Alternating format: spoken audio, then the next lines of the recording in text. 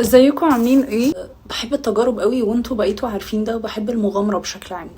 بس الحاجه اللي انتوا ما تعرفوهاش عني ان انا بحب العب كوره جدا، وبحب العب معرفش اسمها ايه بالعربي ولا بالانجلش، اللي هو بيكون رولكي بالروسي. الحاجتين دول من اسبوعين بالظبط اتصبت، فجاء على ده ايدي ورجلي، وبعد اسبوعين من انقطاعي من اني العب، ودي حاجه كانت نفسيا مضره جدا عليا، ومع ان انا عارفه انه خطر ارجع العب تاني، فمش هكون بلعب باحترافيه، بس على الاقل اطلع طاقتي لاني بحب المخاطره والمغامره جدا. قررت النهارده اني هنزل العب واخدكم معايا من اول اليوم لاخر اليوم. اللي بيشوف الفيديو ده وعنده اي اصابات من اي لعبه يا ريت يلتزم بكلام الدكتور وما يروحش مكان، ويلتزم الشهرين اللي هو المفروض يقعدهم في البيت عشان يستريح ويسترد صحته بشكل كويس. لكن انا اصابتي ما كانتش كبيره، وفي نفس الوقت انا نفسيا مش عايزه حاجه تاثر عليا الفتره دي، فاهم حاجه احافظ على نفسيتي. فيلا عشان هنجهز سوا. مبدئيا كده هحتاج الشنطه بتاعتي اللي هي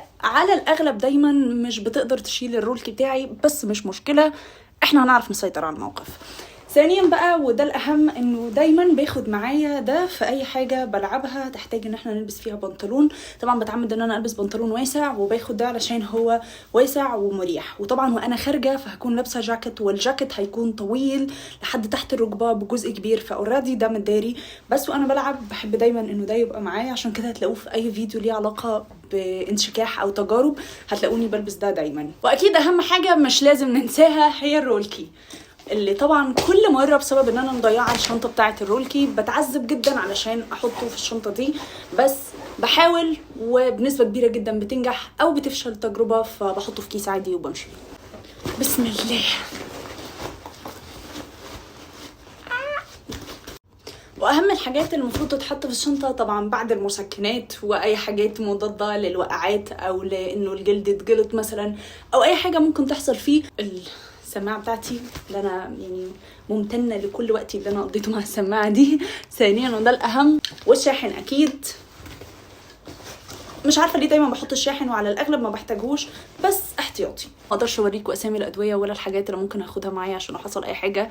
وبرده هكون بلعب مش بشكل احترافي، بس ان انا ارجع كده لياقتي شويه بشويه، وان انا اكون بعمل حاجه انا حباها بدل الاكتئاب اللي الواحد بدا فيه. اكيد الشنطه ما اتقفلتش بشكل كويس، بس مش مشكله، المهم انها شالته، كتر الف خيرها. وده طبعا بعد ما لبست. بس هو انا عارفه ان المرايه متوسخه، بقالي كام يوم عماله اقول عايزه انضفها، بس مشكله المرايه دي بتعذب جدا جدا جدا في تنظيفها، ومضطره اشيل كل الحاجات دي وبتاع، فاستحملونا، مش ازمه دلوقتي. المهم ان ده بعد ما لبست زي ما انتم شايفين فعلا جاكيت طويل، ويلا بينا. بالنسبه لي دلوقتي ان انا نزلت اكتشفت ان الدنيا هوا وبرد جدا، بغض النظر على انه انا وصاحبتي احنا نكون مجانين عشان ننزل نلعب دلوقتي رولكي، بس لن استسلم. هروح العب هنا فعليا كنت بلعب برجل واحدة بمعنى الكلمة، يعني انا بزق برجل والتانية بحاول اسند عليها، فعاملة زي الطفل اللي لسه بيبدأ يلعب.